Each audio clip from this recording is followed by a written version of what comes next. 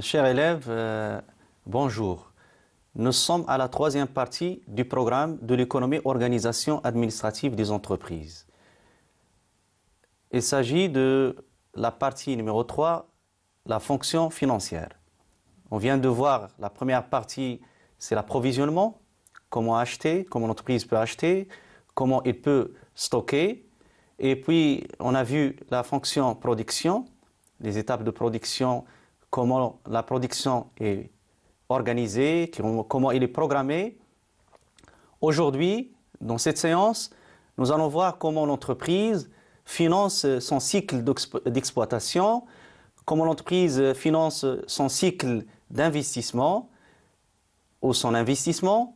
Et également, on va voir comment mesurer la solvabilité, comment mesurer la rentabilité de l'entreprise. Commençons par la fonction financière dans l'entreprise. Pour fonctionner, l'entreprise doit disposer de diverses ressources, matières premières, matériels, qui occasionnent des besoins financiers. Ces besoins apparaissent dès la création de l'entreprise et évoluent, tout à fait normal, avec sa croissance.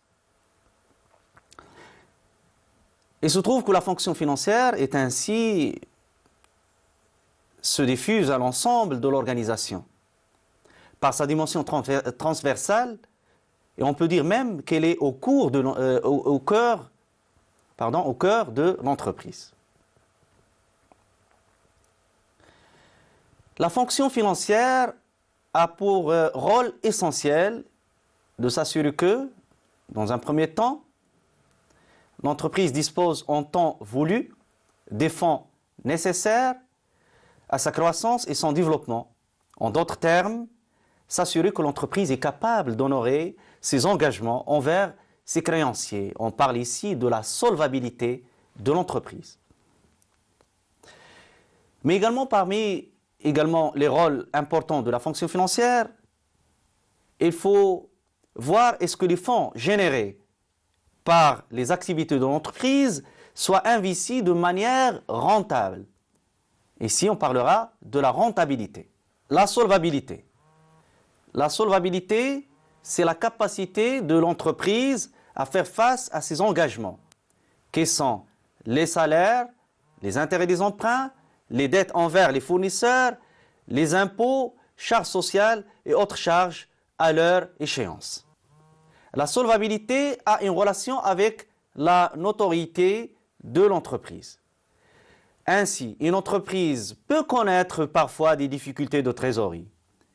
Quand ces dernières persistent, c'est-à-dire durent, ils peuvent dégrader l'image de l'entreprise et la rendre insolvable, c'est-à-dire incapable de régler ses dettes.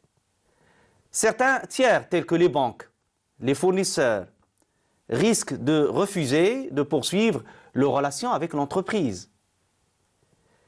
L'entreprise risque alors de réduire son activité, voire déposer son bilan. Comment mesurer la solvabilité de l'entreprise? C'est une question importante. Et comment l'apprécier? Entre autres, il y a deux ratios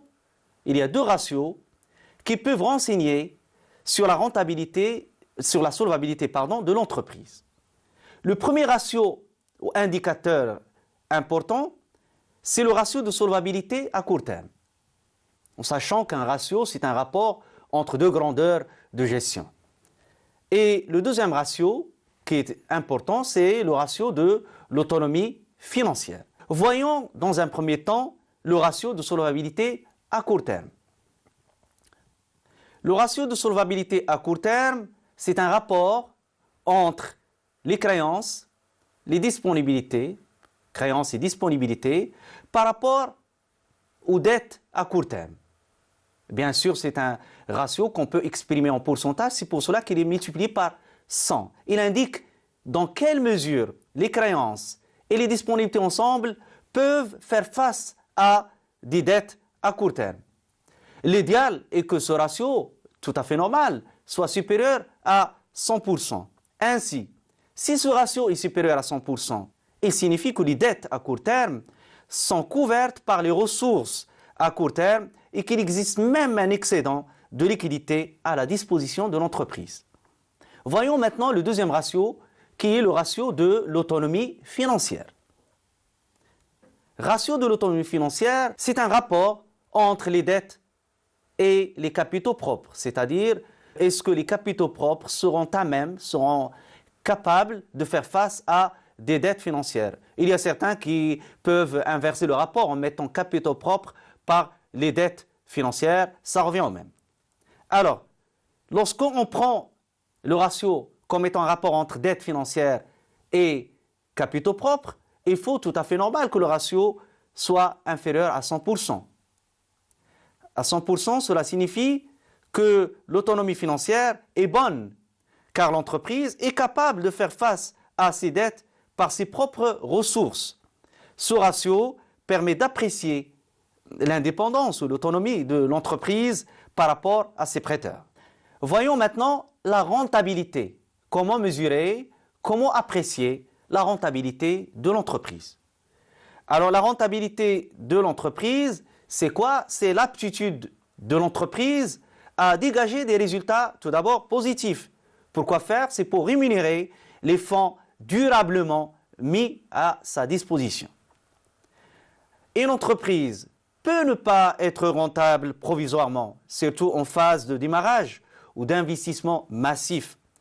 L'essentiel est que ses partenaires, c'est-à-dire ses prêteurs et ses actionnaires, aient confiance sur son avenir. On va voir maintenant comment mesurer et apprécier la rentabilité. Il y a également des indicateurs qui permettent d'arriver à cette appréciation. 3 ratios peuvent renseigner sur la rentabilité de l'entreprise. Tout d'abord, le ratio de rentabilité financière. Il y a également le ratio de la rentabilité économique. Et il y a également, troisième ratio, le ratio de la rentabilité commerciale. Rentabilité financière.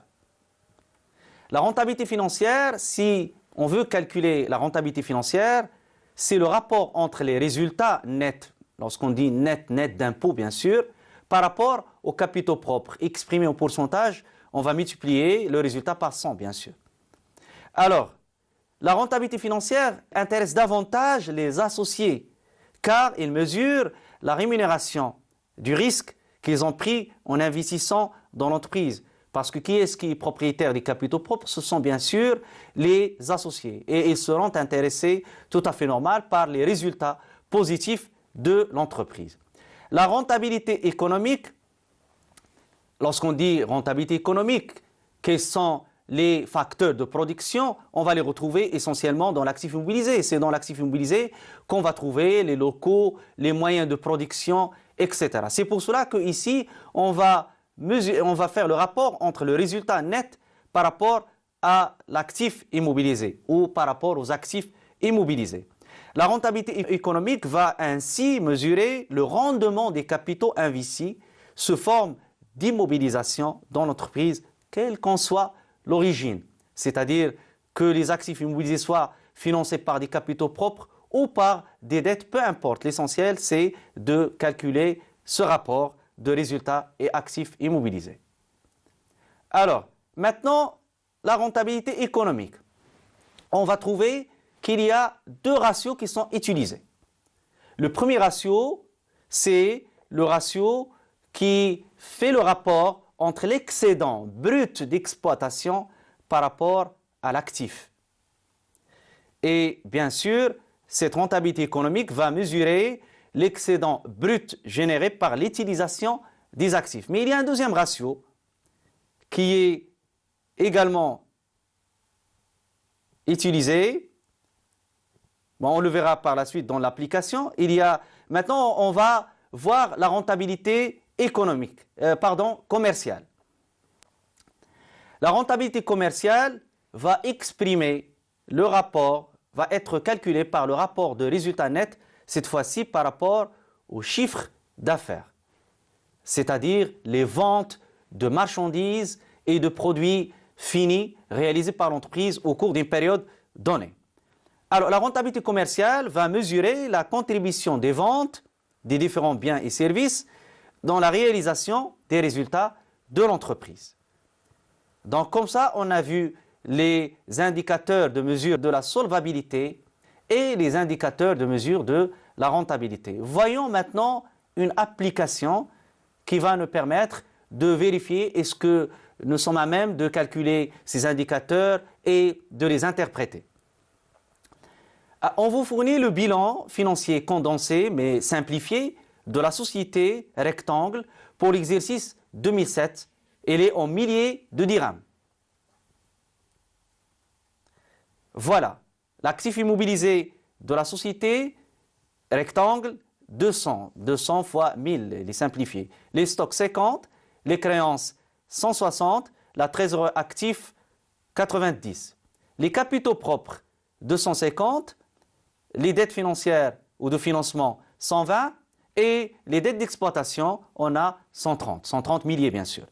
Avec cette remarque en bas que les capitaux propres comprennent 50 000 si on veut trouver la valeur en dirhams, 50 ou 50 000 dirhams de résultat de l'exercice, résultat net d'impôt. Alors, on va essayer d'apprécier la solvabilité et la rentabilité de la société Rectangle.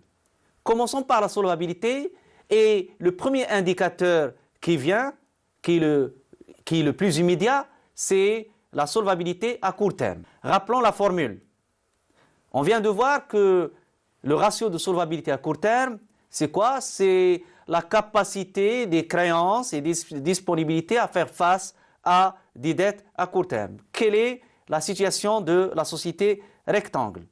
Alors, si on revient à notre bilan financier, on a vu que 160 c'est la valeur des créances, on a vu que 90 c'est la valeur des disponibilités et en bas au dénominateur il y a 130 qui sont les dettes à court terme.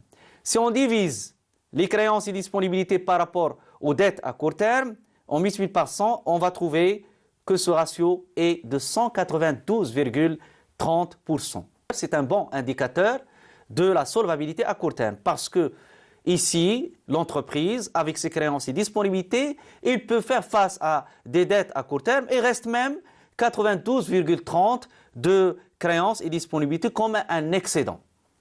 Voyons maintenant l'autonomie financière comme un deuxième indicateur de la solvabilité. Et comme nous l'avons vu, c'est le rapport des dettes financières par rapport aux capitaux propres. Quels sont les résultats de la société Rectangle?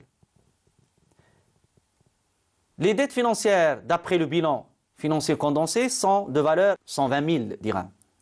Et les capitaux propres, 250. Si on divise les dettes financières par rapport aux capitaux propres, on va trouver que le résultat pour la société est 48%. Qu'est-ce que cela signifie?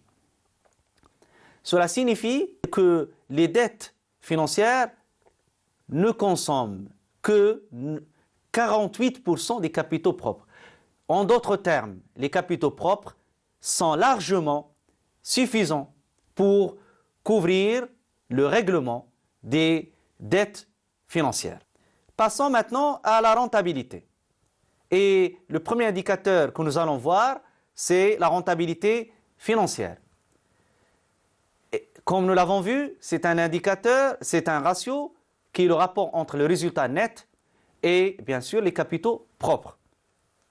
Pour Rectangle, le résultat est 50 000, les capitaux propres 250 000, donc on fait le rapport et ça donne 20%. C'est-à-dire que ici, les capitaux propres sont rémunérés après une année d'activité à 20%. Cet indicateur tout à fait normal doit être confronté à des résultats du secteur. Il doit être également comparer aux placements, aux différents placements. Si les associés placent leur argent sous forme d'actions ou s'ils placent en banque, qu'est-ce que ça donne comme résultat? Maintenant, on va voir la rentabilité économique. Comme nous avons vu, c'est le résultat net par rapport à l'actif immobilisé. Pour rectangle, c'est 25%, c'est-à-dire que le rendement des différents d'immobilisation, quelle que soit la forme et quelle que soit l'origine de financement, donne 25%. La rentabilité, maintenant, commerciale, mais il nous faut un indicateur, une donnée, et on va supposer que le chiffre d'affaires, c'est-à-dire les ventes de la société pour l'exercice, sont de valeur 280 000. Quel est l'indicateur? Quel est le ratio? Combien ça donne? Alors, si on divise le résultat par rapport au chiffre d'affaires, ça va donner, ici 17,85. 17,85, en divisant le résultat 50 par rapport au chiffre d'affaires 280, c'est 17,85. Il faut comparer par rapport aux entreprises du secteur. Il faut même voir l'évolution dans l'espace et dans le temps pour prendre une appréciation, pour, si vous voulez, voir et apprécier d'une façon plus correcte la rentabilité commerciale. Maintenant, on va voir le cycle d'exploitation et le cycle d'investissement. Commençons par définir le cycle d'exploitation. C'est un ensemble d'opérations allant de l'achat des matières premières ou des marchandises à la vente du produit ou services. Bien sûr, pour les entreprises industrielles, la production est une phase qui se trouve intermédiaire entre l'achat et bien sûr la commercialisation. Les étapes. En général, le cycle d'exploitation se compose de 3 étapes essentielles. L'approvisionnement, on achète les matières premières, les fournitures, etc. Et puis la production, on les transforme pour avoir par la suite à les distribuer, à les vendre. Pour les entreprises commerciales, pour les entreprises financières, il n'y a pas cette étape de production. Il y a bien sûr l'approvisionnement et il y a la distribution.